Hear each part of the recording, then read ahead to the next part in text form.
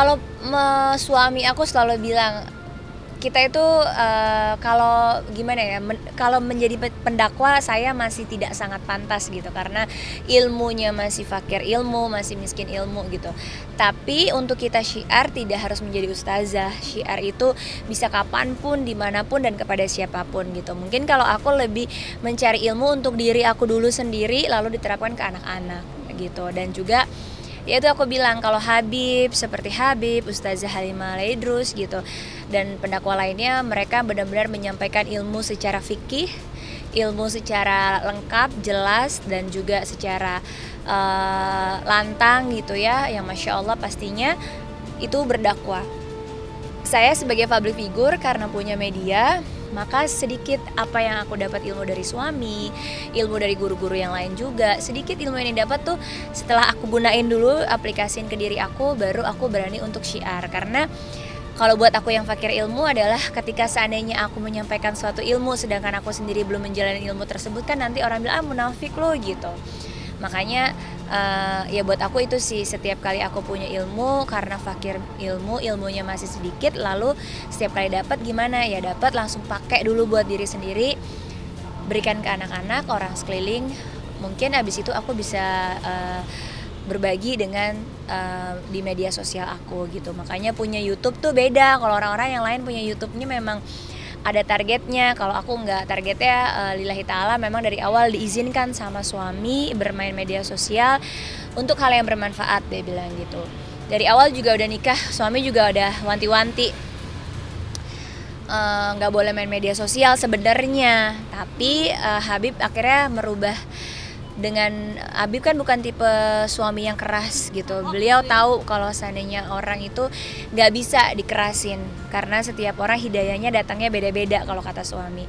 Jadi ketika itu Habib bilang boleh bermedia sosial, tapi gunakan untuk hal yang baik. Kalau seandainya media sosialnya sudah digunakan untuk hal yang nggak baik, ya maka saya akan larang sebagai suami gitu. Makanya nggak ada tuh di konten-konten aku ngeprank atau di YouTube kayak yang lain-lain gitu ya, kesana kesini demi biar AdSense-nya banyak atau mungkin biar viewernya banyak, tuh nggak ada. Benar-benar kita keluarga aja ya, karena itu kita cuma butuh media atau wadah untuk aku pribadi syiar. Karena kalau kayak Habib, Ustazah Halimah gitu ya, beliau sudah punya majelis taklim, sudah punya Masya Allah murid-murid yang sangat luas gitu, sehingga dakwanya udah nikmat sekali gitu. Nah tapi kan kalau aku sebagai orang yang awam, fakir ilmu, dan juga baru belajar juga, maka aku tugasnya cuma mengajak teman-teman yang sama aku, baru mau mulai hijrah, baru mau mulai memperdalam ilmu agama, biar sama-sama yuk, kita nggak sendiri kok gitu. Karena nggak mau sih aku, karena itu terbebani banget ya. Panggilan ustazah itu buat aku benar-benar orang yang mulia banget. Karena ketika orang sudah menjadi ustazah, maka dia menjadi guru, pedoman, sudah menjadi sumber ilmu, sehingga kalau seandainya ada yang bertanya wajib bisa menjawab gitu. Aku nggak mau seperti orang yang kemarin-kemarin kan sempat banyak ya, tiba-tiba mendadak menjadi ustadz, tiba-tiba mendadak menjadi ustazah. Karena buat aku pribadi, target aku nggak di situ gitu. Targetnya di sini adalah kita sama-sama fakir ilmu, sama-sama orang yang mencari ridhonya Allah. Yuk sama-sama kita ke jalannya Allah gitu. Jadi aku nggak ada target harus jadi ustazah, harus jadi ina, itu segala macam nggak ada. Mau dakwah nggak berani, karena masih tahu diri gitu. Kita nggak layak, kita belum layak. Dan juga pahala syiar itu kan udah ada pahalanya masing-masing sih sebenarnya. Makanya syiar nggak harus jadi ustazah kok gitu. Dengan adanya kita mencontohkan ilmu yang kita punya ke orang sekeliling, itu pun menjadi syiarnya kita sendiri. Berbeda-beda kan cara orang syiar. Makanya aku percaya bahwa tidak harus menjadi ustazah untuk mensyiarkan agama Allah.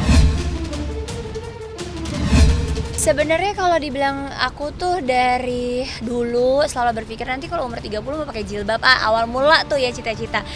Karena jujur kayak aku besar dari keluarga Islam, alhamdulillah, tapi kita memang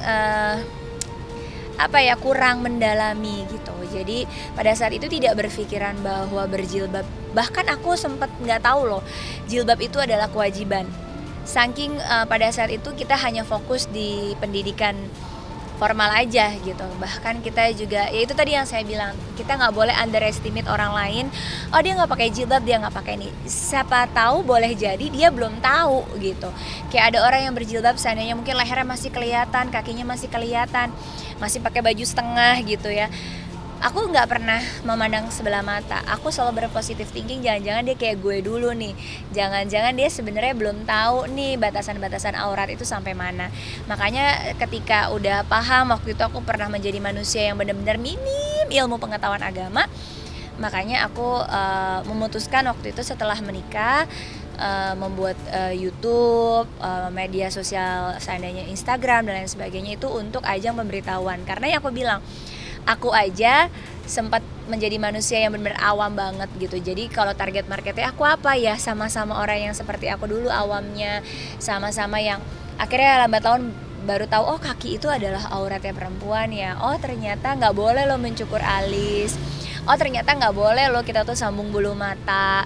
Terus juga kayak hal-hal kecil simple kayak kutek, banyak orang bilang oh kutek mah boleh, orang kuteknya halal, pakai aja, ini wudu friendly gitu. Padahal sebenarnya yang namanya apapun itu jenisnya, sekalipun kuteknya mungkin bahan kuteknya halal, tapi sah nggak untuk dipakai sholat? Ya nggak sah, karena dia menghalangi masuknya air wudhu. Di situ hal-hal kecil sih sebenarnya, tapi fatal kan ketika kita udah nggak sah wudhunya, maka sholatnya nggak sah. Tapi buat yang nggak tahu ya kemarin-kemarin nggak apa-apa, sekarang udah tahu harus dirubah. Yang kayak gitu sih. Kalau aku bukan seperti guru-guru yang lain atau suami aku mengajarkan ilmu yang sudah lebih jauh tingkatannya. Kalau aku lebih yang basic, yang aku percaya pasti ada yang belum tahu nih, pasti ada yang belum paham nih, kayak gitu sih. Masya Allah banget, alhamdulillahirrahmanirrahim banget buat aku diundang di eventnya Ustazah Halimah Laidrus, salah satu guru yang Masya Allah. Memang kalau seandainya kita mengenal Tarim, salah satu guru wanitanya yang memang menjadi idola aku juga, yaitu adalah Ustazah Halimah Laidrus, yang kita tahu juga beliau salah satu muridnya Habib Umar juga, dan juga dakwahnya luar biasa, karena ilmunya yang Masya Allah pastinya. Maka dari itu beliau juga diberikan izin oleh guru tercinta Habib Umar untuk boleh syiar melalui suara beliau. Makanya itu yang saya bilang, pasti ada sesuatu hal yang khusus di diri beliau sebagai guru sehingga mendapatkan keistimewaan dari gurunya di Tarim gitu. Makanya saya pastinya kalau kita yang fakir ilmu ngedapat suatu guru yang memang sudah insya Allah punya ilmu yang sangat berguna, pasti kita akan kejar biar dapat ilmunya juga gitu. Makanya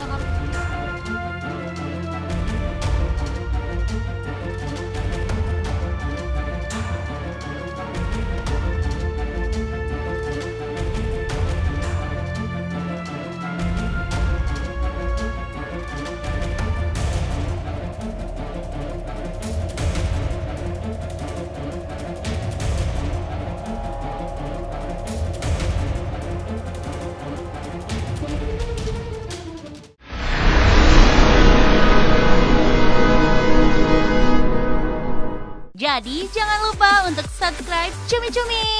Ditekan ya tombol lonceng merahnya.